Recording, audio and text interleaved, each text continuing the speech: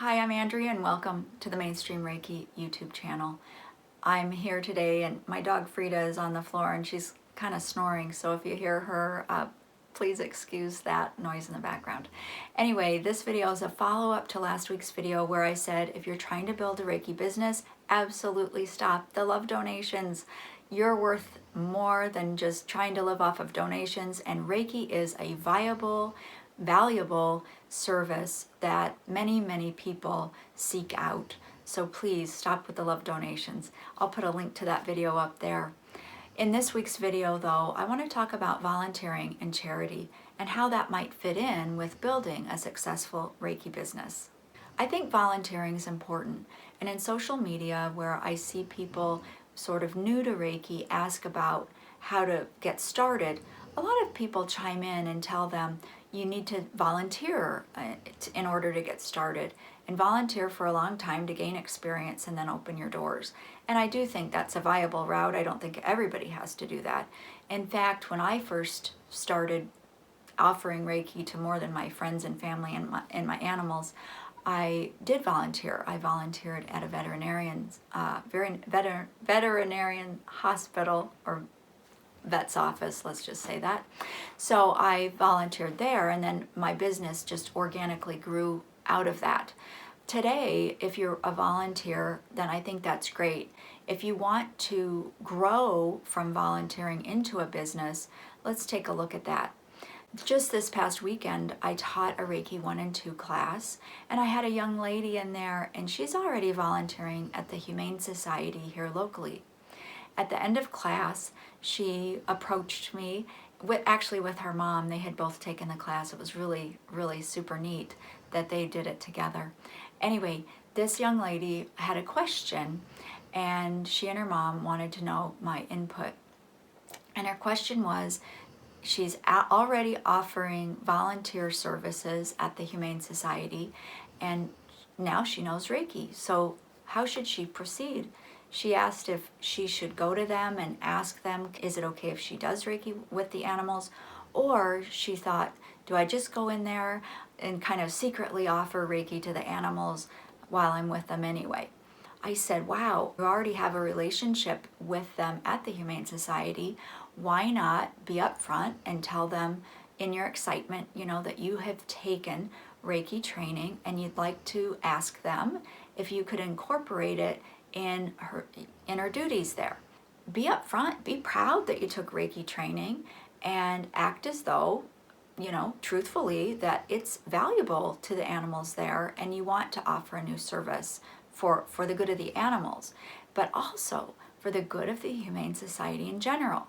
Because here's the thing, if this young lady offers Reiki, if they go ahead and approve her to do that, which I don't think that they would say no, but you never know.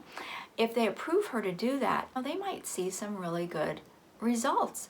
And if they do, then maybe they'll invite other people who are already volunteering there to offer Reiki if they know it already, or that might encourage other people volunteering to take Reiki training.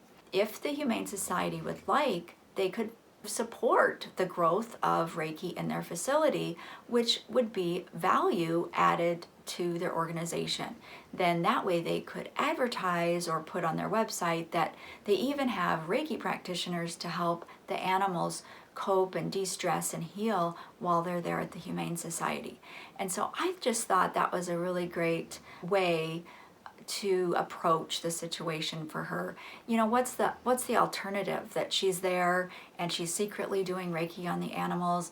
If the animals show improvements in behavior or they have less stress, she wouldn't be able to really say much.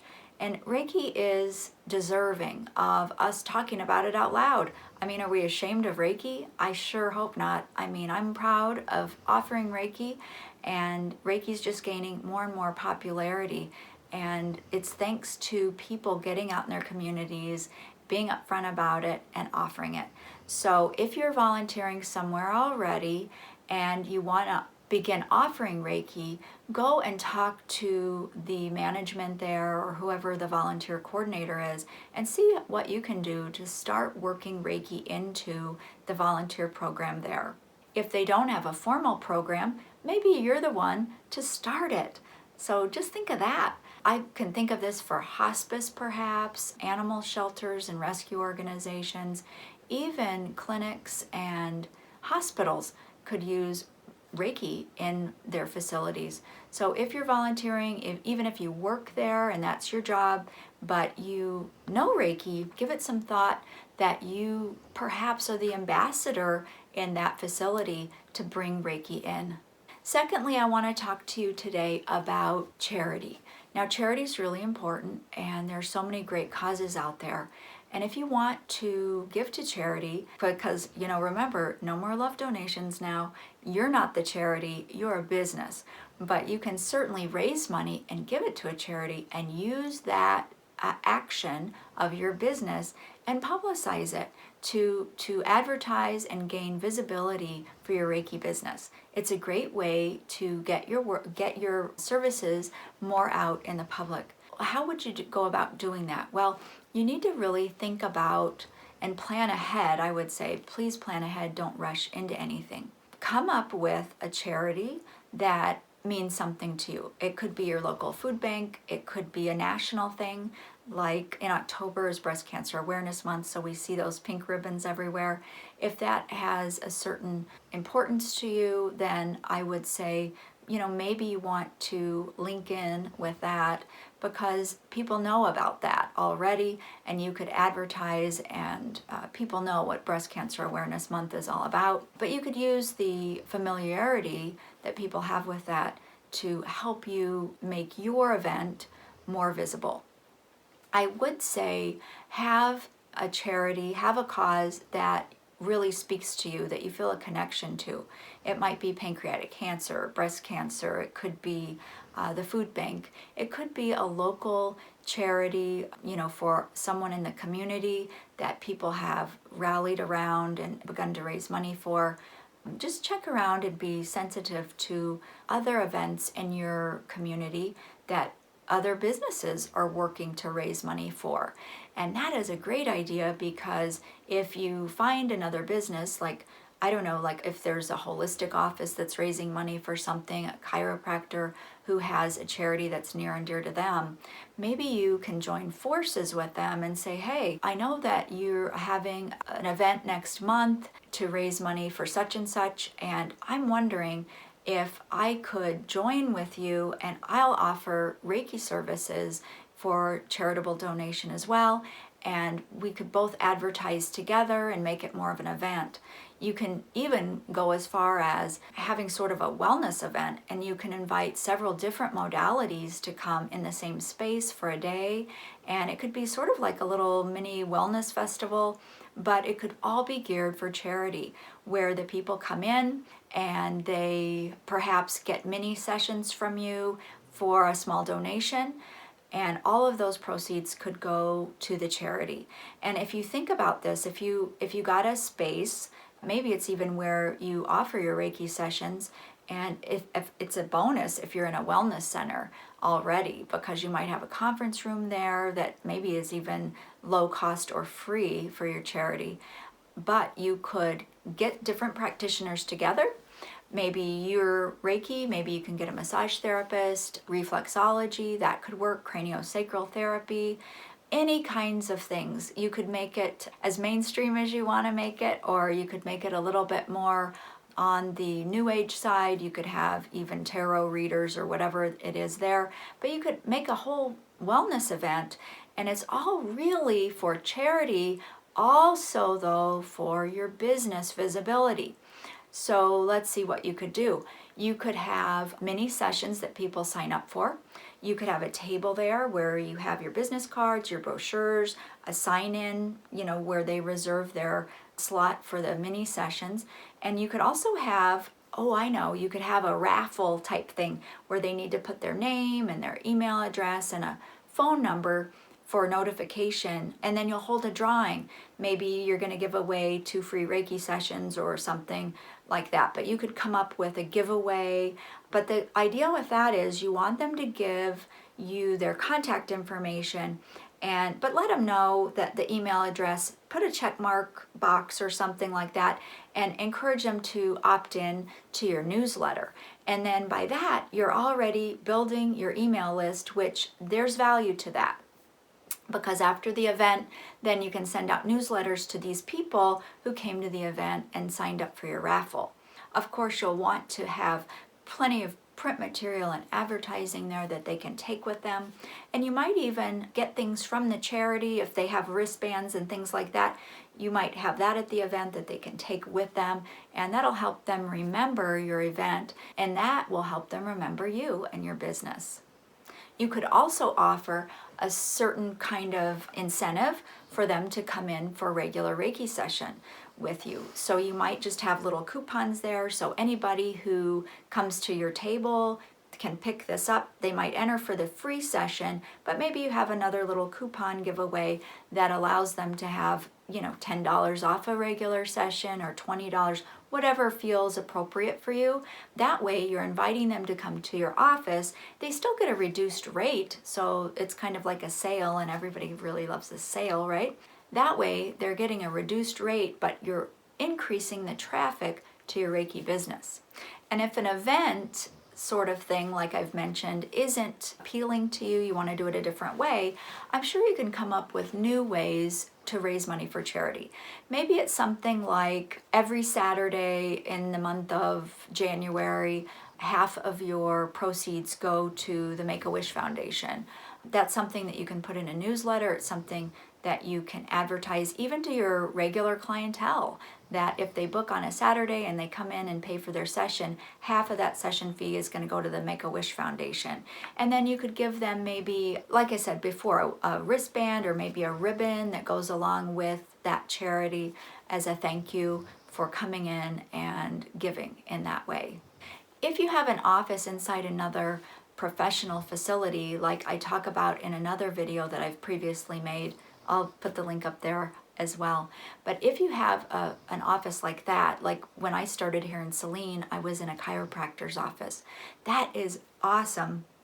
It's a great opportunity because you can approach that person who you're inside their office space, and you can team up and say, hey, I want to do an event. Would you like to join it with me? You could plan it together, and you could also ask them, can we put it out through your email list? Because odds are their email list will have a lot more people on it than maybe you have.